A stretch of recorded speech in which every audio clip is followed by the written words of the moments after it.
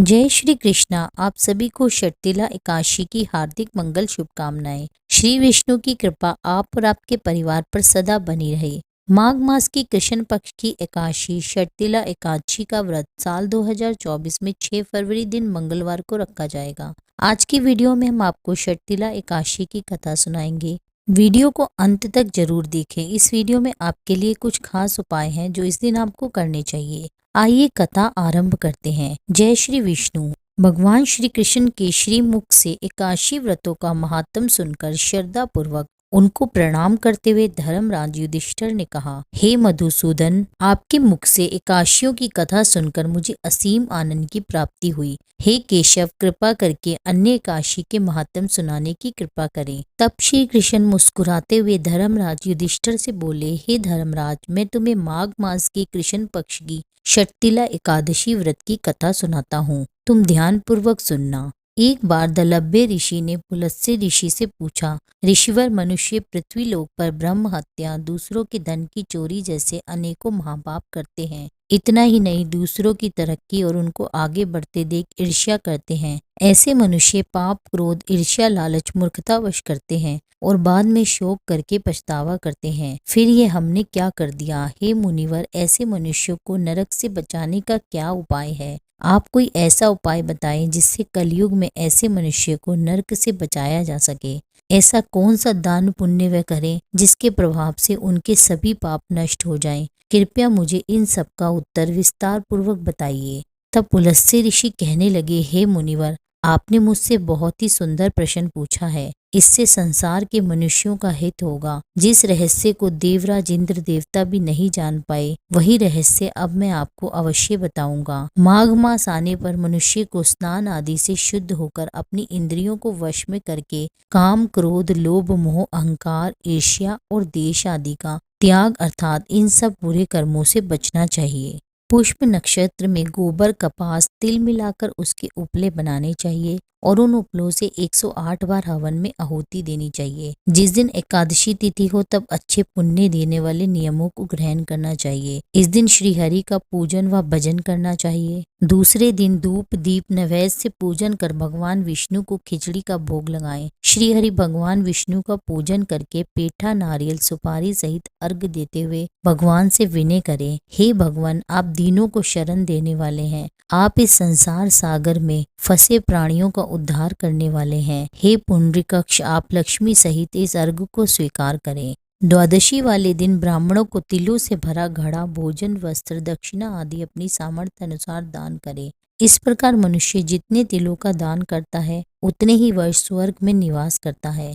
इस दिन 6 प्रकार से तिलों के दान करने से इसका नाम षटतिला एकादशी पड़ा। तिलों में स्नान, तिलों का उपटन लगाना, तिलों से हवन, तिलों से तर्पण, तिलों का भोजन और तिलों का दान। इस प्रकार 6 प्रकार से तिलों के प्रयोग से मनुष्य के सभी पाप नष्ट हो जाते हैं। ऐसा कहकर पुलस्त्य ऋषि ने कहा, अब मैं षटतिला एकादशी की कथा सुनाता हूँ। एक समय नारद जी ने भगवान श्री हरि से षटतिला एकादशी का महात्म पूछा। वे कहने लगे, प्रभु, आप मेरा प्रणाम स्वीकार करें। नारायण नारायण करते हुए नारद जी बोले, हे प्रभु, षटतिला एकादशी के व्रत करने का क्या पुण्य फल मिलता है, उसकी कथा मुझे सुनाने की कृपा करें। नारद की प्रार्थना सुनकर श्री हरि कहने लगे, हे नारद, मैं तुम्हें प्रत्यक्ष देखा हुआ वृतांत सुनाता हूँ, तुम ध्यान पूर्वक सुनो। बहुत समय पहले पृथ्वी लोक पर एक ब्राह्मणी रहा करती थी। वे सदा ही व्रत किया करती थी। एक समय वह पूरे 1 महीने तक उपवास करती रही, जिससे उसका शरीर बहुत कमजोर हो गया। वह अत्यंत बुद्धिमान थी, फिर भी उसने कभी देवताओं, ब्राह्मणों के निमित्त कभी भी अन्न, वस्त्र आदि का दान नहीं किया। मैंने चिंतन किया कि इस ब्राह्मणी ने उपवास करके अपना शरीर तो पवित्र कर लिया है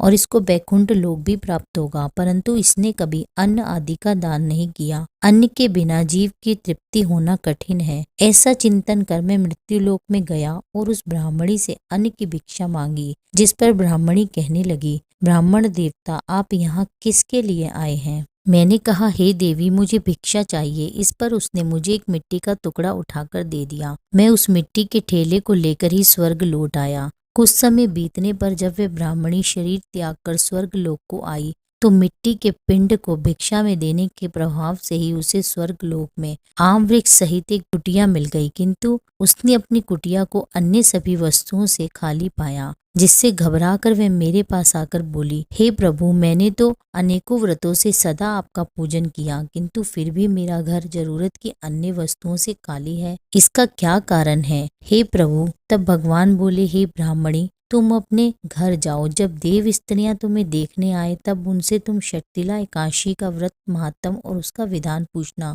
जब तक वह तुम्हें ना बताए तब तक तुम द्वार मत खोलना। भगवान के ऐसे वचन सुनकर वह अपने घर लौट गई और जब देव स्त्रियां आई और उससे द्वार खोलने के लिए कहने लगी तब ब्राह्मणी ने कहा, अगर आप मुझे देखने आई हैं तो पहले मुझे षटतिला एकादशी का महात्म बताइए। तब उनमें से एक देव स्त्री ने कहा, यदि तुम्हारी ऐसी ही इच्छा है तो ध्यान पूर्वक सुनो, मैं एकादशी व्रत और उसका महात्म विधान सहित बताती हूँ। जब उस देव स्त्री ने षटतिला एकादशी का महात्म सुना दिया तब उस ब्राह्मणी ने भी द्वार खोल दिए। देव स्त्री ने ब्राह्मणी को सभी स्त्रियों से अलग पाया। उस ब्राह्मणी ने स्त्रियों के कहे अनुसार फिर षटतिला एकादशी का उपवास किया, जिसके पुण्य प्रभाव से उसका घर धन धान्य और समृद्धि से भर गया। ता हे धर्मराज, मनुष्यों को अज्ञान को त्याग कर षटतिला एकादशी का उपवास अवश्य ही रखना चाहिए। इस एकादशी व्रत को करने से मनुष्य को जन्म जन्मांतर निरोगी काया प्राप्त होती है। इस उपवास करने से मनुष्य के समस्त पाप नष्ट हो जाते हैं। इस दिन व्रत रखने से जहाँ शारीरिक पवित्रता और निरोगता प्राप्त होती है, वहीं अन्न तिल आदि का दान करने से धन धान्य में बढ़ोतरी होती है। ऐसा माना जाता है मनुष्य अपने जीवन में जिस जिस वस्तु का दान करता है, शरीर त्यागने के बाद उसे फल भी उसी रूप में प्राप्त होता है।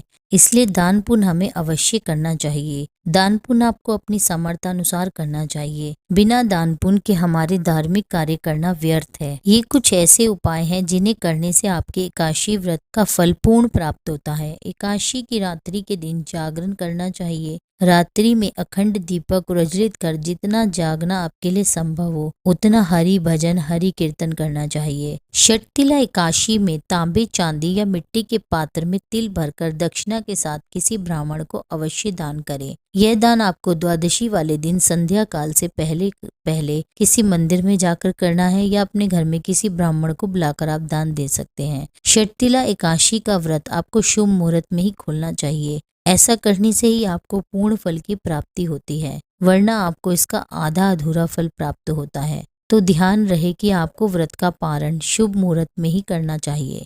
उम्मीद करती हूँ कि मेरे द्वारा दी गई ये जानकारी आपको बेहद ही पसंद आई होगी। वीडियो थोड़ी सी भी यूजफुल लगी हो तो मेरे चैनल को सब्सक्राइब करें अभी और बेल आइकन को प्रेस करें, जिससे सारे नोटिफिकेशन आपको सही समय पर मिल सके। वीडियो को ज़्यादा से ज़्यादा शेयर करें और लाइक करें और कमेंट में लिख दीजिए जय श्री हरि।